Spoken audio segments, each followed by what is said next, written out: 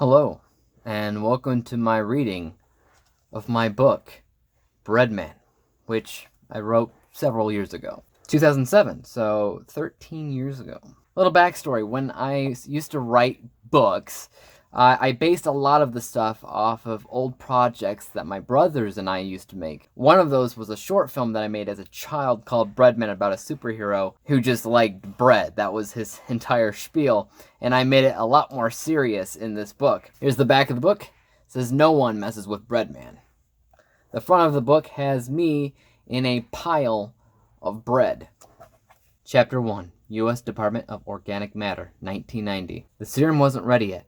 Tom Larson grabbed his goggles and placed them firmly over his thick eyeglasses. Larson's eyes were weary of lack of sleep, and the pockets surrounding his eyes were deep and dark. After he used the clean white cloth of his lab coat to wipe his sweat off his forehead, his lab partner looked over at him. "Tom, you're working too hard on this. You should really get home and get some rest." Not looking away from what he was working on, Tom answered, "I appreciate your concern, Owen. You have to understand that the work that I have here is almost finished. You should go home. I'll finish up here soon." "Are you sure, Tom?" "Yes, I'll be fine. I am almost done." After this, Owen Smith forced his weight off of the swivel chair that he was sitting in.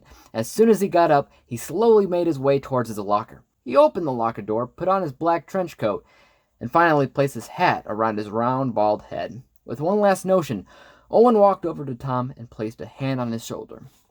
"Get some sleep, Tom. I'm worried about you." Owen then turned and walked out the door. Tom had been doing this for years. He's made numerous failed attempts in his life, but he's also made enough discoveries to last a lifetime. This was the final straw. If the committee didn't receive the serum by tomorrow, his life as he knew it as a renowned physicist was over. He had been struggling to finish the serum for weeks, and the committee had been turning impatient. 4 hours later, Tom had finally made a breakthrough. He'd finally found all but one chemical to form the serum. The only problem was, as hard as he tried, he could not find that last chemical. Tom had lost his patience. He needed to provide something to the committee by noon tomorrow. Tom sat back in his chair and removed his goggles and rubbed his eyes. He then decided to take a break. He went to his locker and took out the paper sack on the top shelf. He went to his personal desk and removed a sandwich. Nothing better than a midnight snack at 2 o'clock in the morning, thought Tom.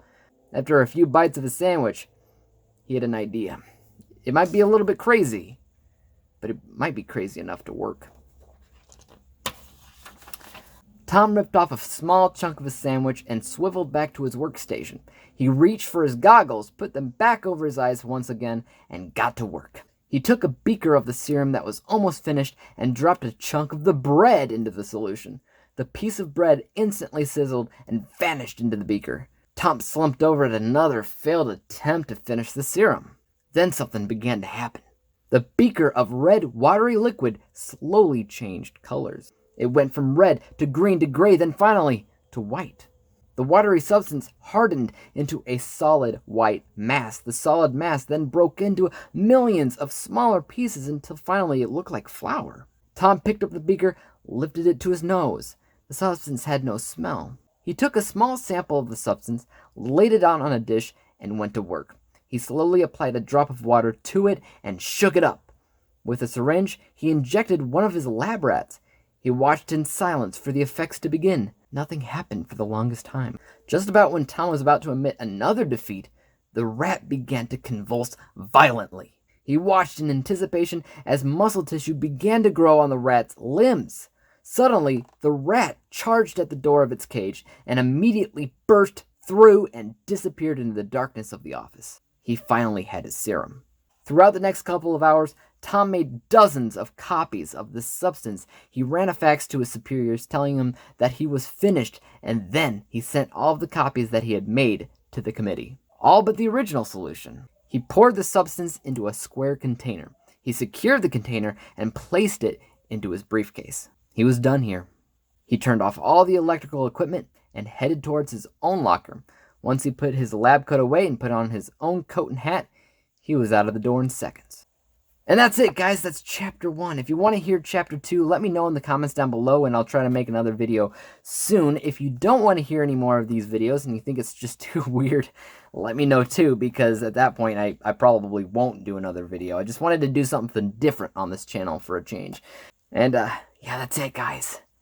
Peace out.